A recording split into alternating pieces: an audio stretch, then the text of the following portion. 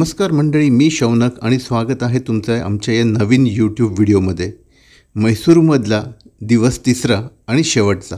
आज आपण इकडच्या आसपासचे आणखीन बरेच काही परिसर आहेत जे आम्ही एक्सप्लोअर करणार आहोत. तर मग चला आमच्याबरोबर. सर्वप्रथम आपण जाणार आहोत ॲक्वेरियमला. तर आता आपण आलेलो आहोत लोकरंजन ॲक्वा वर्ल्ड म्हैसूर इथे. आणि हे अथर्वने शोधून काढलेलं आहे. सो ह्याच्याबद्दल आम्हाला पण माहिती नव्हती.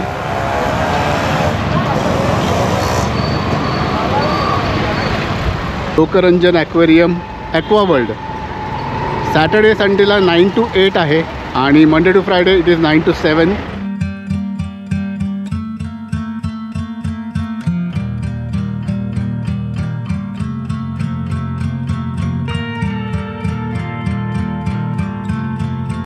जर तुम्ही म्हैसूर झू प्लॅन करणार असाल तर म्हैसूर झूच्या बरोबर अवघ्या 5 ते 10 मिनटं पुढेच हे ॲक्वा वर्ल्ड आहे. तर हा व्हिडिओ बघितल्यावर जर तुम्हाला याची इच्छा असेल तर तुम्ही इकडे नक्की येऊ शकतात.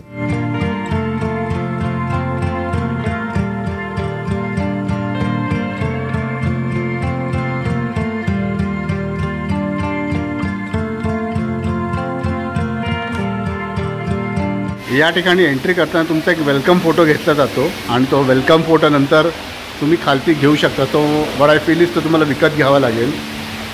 मी तेच म्हणतो, देखावे इकडे खूप छान उभारलेले आहेत त्यांनी. हा बघा, आणखीन एक देखावा आहे.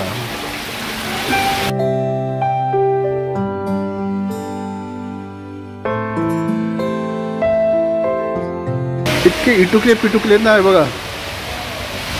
आता इकडे इतके छान फिश आहेत, ते इतके क्यूट आहे ते, आणि ह्याच्याविषयी माहितीच नाही आहे इथे. हे बघा, पण लहान पोरांना नक्की आवडेल. वेगवेगळ्या व्हरायटीच्या फिशेस आहेत तिकडे.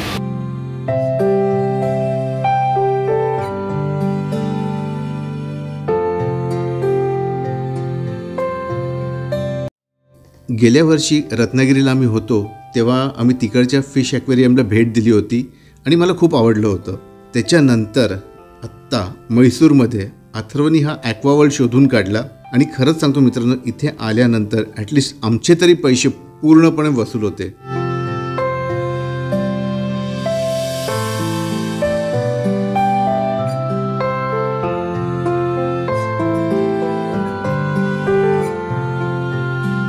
या साईडला त्यांनी लॉबस्टर ठेवलेला आहे. हे बघा, इकडे 1 2 पाणी थोडंसं गढूळ आहे ना, मला असं वाटतं आहे. हा बघा, दिस इज ऑसम. हे बघा, ते बरेच प्रकारचे त्यांनी मासे आहेत, बट त्याचे जे डिस्क्रिप्शन्स आहेत ते मला तसे खूप कमी वाटत आहेत. तर छान केलेलं आहे. बघा, परत एकदा देखावा बघा. प्रेझेंटेशन खूप छान आहे, म्हणजे जे दाखवायचं असतं त्यांनी खूप छान प्रेझेंट केलेलं आहे. काही ठिकाणी मला जर असं पाणी हे वाटतं आहे. आता बघा, इथे क्लिअर आहे पाणी, त्यामुळे इथे मासे पण व्यवस्थित दिसत आहेत. हो ना, आत्ता लांबून पण काय कलरफुल दिसतं आहे सगळं.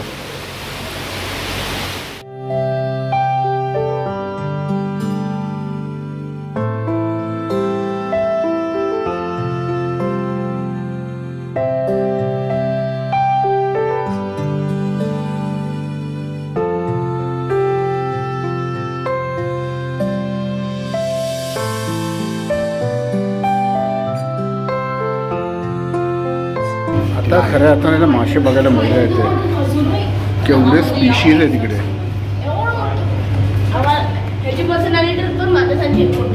वाव, हे बघा,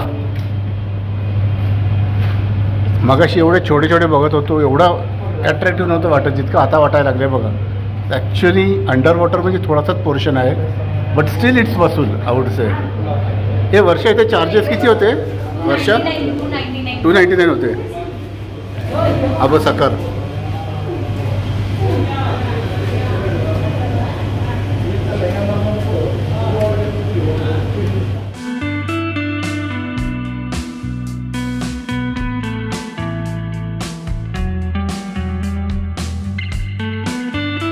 आणि ॲक्वेरियममधनं बाहेर पडलात की तिकडे त्यांनी बोर्ड लावलेला आहे, वन्स एक्झिट नो एंट्री.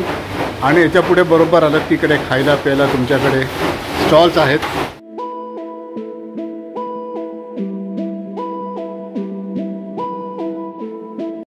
ॲक्वावर्ल्डमधून आम्ही बाहेर पडलो. आता निघालेलो आहोत आमच्या दुसऱ्या डेस्टिनेशनला. तर छोटीशी मैसूरू शहराची झलक. आणि खरं सांगितलं तर मैसूरूमध्ये मला सगळ्यात जास्त काय आवडलं तर इकडचे रोड्स अप्रतिम. एक पण खड्डा नाही, ओबडधोबड नाहीत, मस्त आहेत.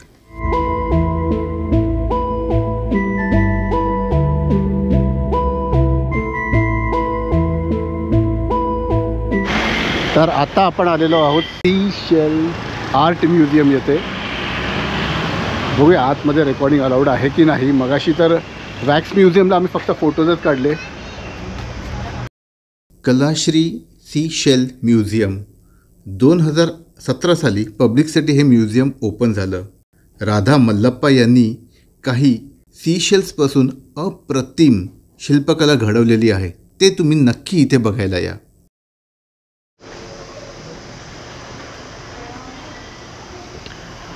याच्या थ्रू मी तुम्हाला फक्त एक झलक देतोय की इथे येऊन तुम्ही काय बघू शकतात ते. नाव लुक ॲट दिस. हे संपूर्णपणे सी शेल्सपासून तयार केलेलं आहे. Wow, that's a church actually. आणि इकडे बघा गणपती बाप्पा पण आहे. वाव, हा बघा वरती शेषनाग आहे, खालती बाप्पा आहे. इकडे पण गणपती बाप्पा आहे आणि इकडे पण मंदिर आहे. तर तुम्ही हे सगळं इकडे येऊन बघू शकतात. बेसिकली फंडा हाच आहे की आम्ही तुम्हाला दाखवतो की मैसूरमध्ये पण अशा भरपूर जागा आहेत ज्या तुम्ही एक्सप्लोअर करू शकतात. राधा मल्लप्पा ज्यांनी हे सगळी केलेलं आहे त्यांच्याविषयी इकडे अख्खा एक काय म्हणतात ना की भिंत आहे ज्याच्यावर त्यांनी त्यांच्याविषयी लिहिले जितके आर्टिकल्स आहेत त्यांच्याविषयी जे पब्लिश झालेले आहेत न्यूजपेपर्समध्ये ते पण त्यांनी इथे लिहून त्यांनी इकडे सगळंच्या सगळं तसं चिकटवलेलं आहे.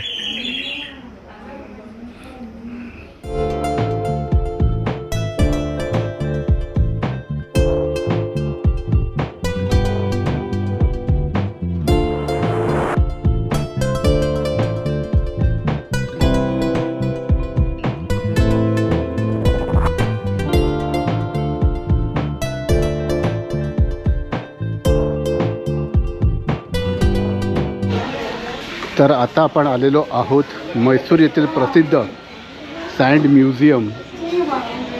तर सी शेल्स म्युझियमपासून अवघ्या 5 मिनटात चालतच आहे. हे असं सँडवर्क मी कुवेतमध्ये बघितलं होतं. सिटी सेंटर सालमियाच्या याच्या सौक सालमियानी त्यांनी बनवलं होतं. हे दिसलं. आणि इकडे कॅमेरा घेऊन गेला नो चार्जेस. त्यामुळे ओके, इकडे त्यांनी सगळं मेन्शन केलेलं आहे. Devi Chamundeshwari, laughing Buddha. This is about the Mysore Dussehra.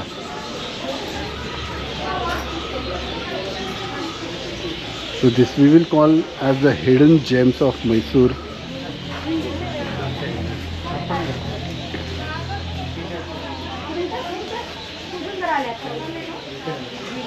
Mahabharata War Krishna inside.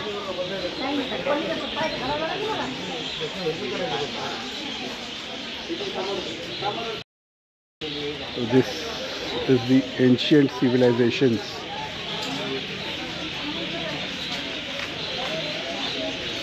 इतकं छान आहे ना. म्हणजे आता आमचा जो रिक्षावाला होता त्यांनीच आम्हाला हे प्लेसेस सजेस्ट केल्या. त्यांनी काहीतरी 200 की 300 सजेस्ट केले. या तिन्ही स्पॉट्सला घेऊन यायचे.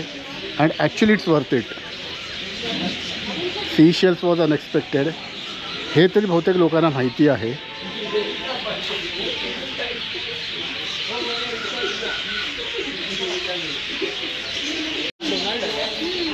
लहान मुलांचे सगळे फेवरेट कार्टून कॅरेक्टर्स सुद्धा त्यांनी इकडे साकारले आहेत.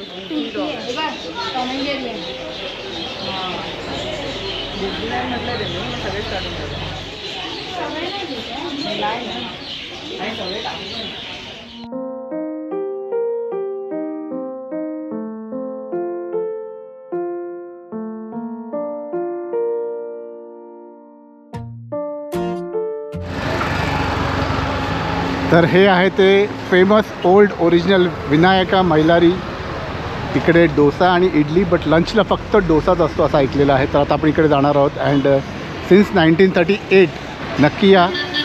आम्ही पण आता जाऊन इकडे ट्राय करणार आहोत ते.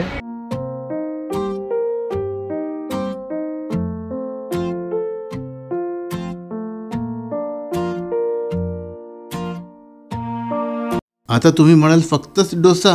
अरे फक्त डोसा सफिशियंट आहे मित्रांनो. खरं सांगतो, इथे आल्यानंतर आम्ही मनसोक्त साधा आणि मसाला डोसा दोन्ही एन्जॉय केले.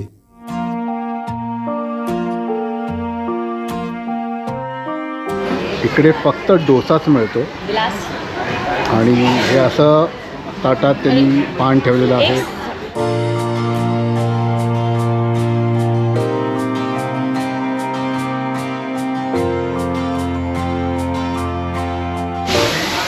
तर हा आहे त्यांचा मसाला डोसा आणि त्याच्याबरोबर चटणी आहे. आणि इथे मसाला जो आहे ना तो बटाट्याची भाजी नाही आहे, आय गेस दुधी वापरलेलं आहे. दुधी आणि दुधी कांदा. त्याचा एक घमघमाट जो आहे ना तो वेगळ्याच लेवलला आहे. काल आम्ही केळीच्या पानावर बिर्याणी खात होतो. हा ताट आणि हे पान, त्याच्यातली डोसा आणि चटणी. इकडे फक्त डोसाच मिळतो, दुसरं काहीही मिळत नाही खाण्यासाठी. सकाळी इडली मिळते. अच्छा, सकाळी इडली आहे नाश्त्याला. ओके, सकाळी इडली आणि लंचला डोसा, त्याचा साधा आणि मसाला. छान आहे. तो वर्षा हाऊ इज डोसाज. पोट तृप्त आणि मनही तृप्त झालेलं आहे. ओके. एवढा सॉफ्ट डोसा तर मी आत्तापर्यंत कधी खाल्लेला नाही आहे. बरं सॉफ्ट आहे, क्रिस्पी पण आहे आणि सॉफ्ट पण आहे. आणि घी तर तुम्ही बघू शकता जे मी पसरवलं आहे डोश्यावरती. वसूल हे जे आहे ते ॲक्च्युअल त्यांचं सगळ्यात पहिलं रेस्टॉरंट आहे जे 1938ला ओपन झालं. आपण जिकडे होतो ते त्यांनी नंतर ओपन केलेलं आहे, म्हणजे जागा त्यांनी थोडीशी वाढवलेली आहे. तर विनायका मैलारीच्या बाजूलाच आहे गिरी कॉफी वर्क्स. आणि आता इकडे आम्ही आलेलो आहोत कॉफी पिण्यासाठी. आता गिरी कॉफीमध्ये जाऊया. फायनली मला जशी कॉफी हवी होती ती या हॉटेलमध्ये मिळाली. And this lady was like quiet a famous, कारण ते बरेच लोक त्याच्याशी बोलत होती. आणि इथे बरेचसे फोटोज आहेत. आय थिंक जे लोकल सेलिब्रिटीज आहेत त्यांच्याबरोबर हे सगळे फोटोज काढलेले आहेत. इकडे कॉफी वगैरे पिऊन झाली. आता आम्ही पुन्हा एकदा आमच्या हॉटेलवर निघालो. दुपारी आम्ही आराम करणार होतो आणि संध्याकाळी जाणार होतो एक बर्ड पार्क बघायला.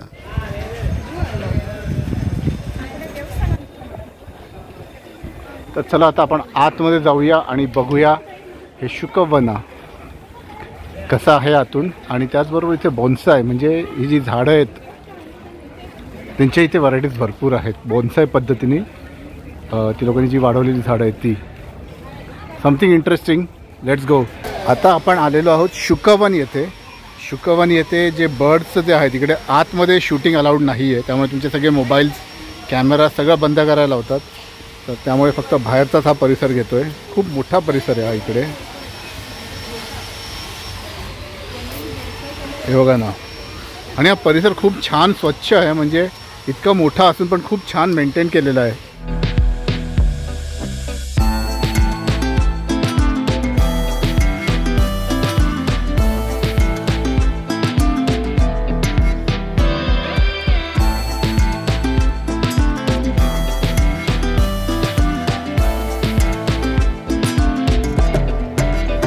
तर इथून पुढे कोणत्याही प्रकारचा कॅमेरा, मोबाईल कॅमेरा, कोणतेही असे डिव्हायसेस अलाउड नाही आहे जिकडे तुम्ही शूटिंग करू शकतात. बट आतमध्ये असे तुम्हाला फोटोज काढायला मिळतात. आणि तर हे काही थोडेफार फोटोज आम्ही तुमच्यासाठी घेऊन आलेलो आहोत.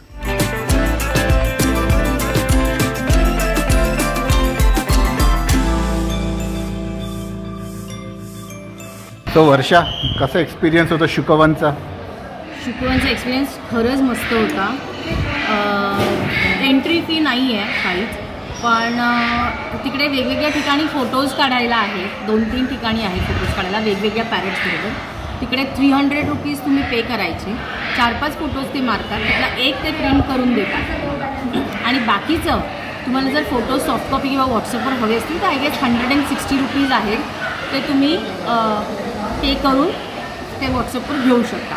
प्लस 1000 रुपीज डोनेशन देऊन तुम्ही बर्ड्सना फीड करू शकता. तिकडे एक वेगळा एरिया आहे जिथे 1000 रुपीज जर तुम्ही डोनेशन दिलं तर ते तुम्हाला त्या एरियामध्ये सोडतात. तुम्ही व्हिडिओ घेऊ शकता, तुमच्या मोबाईलवर फोटोज काढू शकता आणि बर्ड्सला फीड करू शकता. पण ओव्हरऑल एक्सपिरियन्स छान आहे आणि पॅरेटची खूप साऱ्या काय म्हणतात प्रजाती आहे तिथे. आणि व्हिडिओ शूटिंग अलाउड आहे?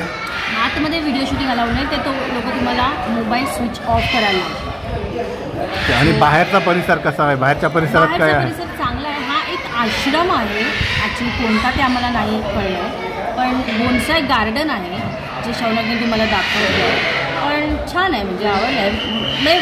मस्ट विजिट प्लेस आहे इकडे मैसूरला. जर तुम्ही मैसूरमध्ये येणार असाल तर शुकवन इज नक्की मस्ट विजिट, रेकमेंडेड प्लेस आहे. छान आहे, स्वच्छ आहे.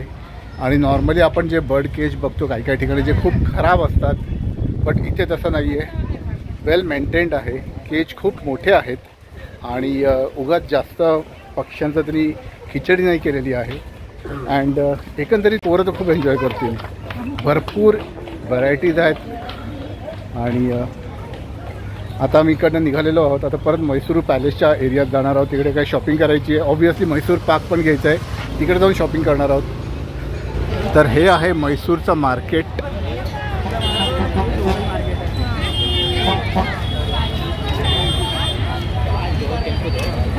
भाजी मार्केट.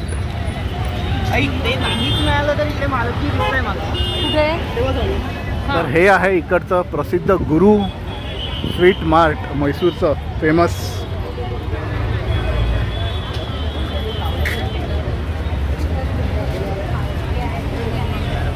तर ॲक्च्युली आम्ही आलो होतो गुरुमध्ये स्वीट्सचे बघायला, पण तिथे काय खास एवढं पटलं नाही. तर आम्ही दुसऱ्या ठिकाणी आलो, ते आहे महालक्ष्मी मार्केटमध्येच आहे. ते पण फेमस आहे. आणि जसं गुरु फेमस आहे तसं महालक्ष्मी पण फेमस आहे. बट बहुतेक करून पब्लिकला गुरु हेच माहिती आहे.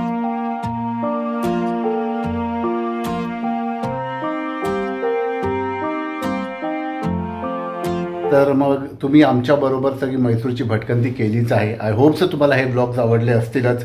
काही ठिकाणी कॅमेराने थोडंफार प्रॉब्लेम्स क्रिएट केले, कारण कंटिन्युअस लेन्स मॉइश्चर पकडत होती, त्यामुळे काही ठिकाणी ब्लरिश आलं असेल.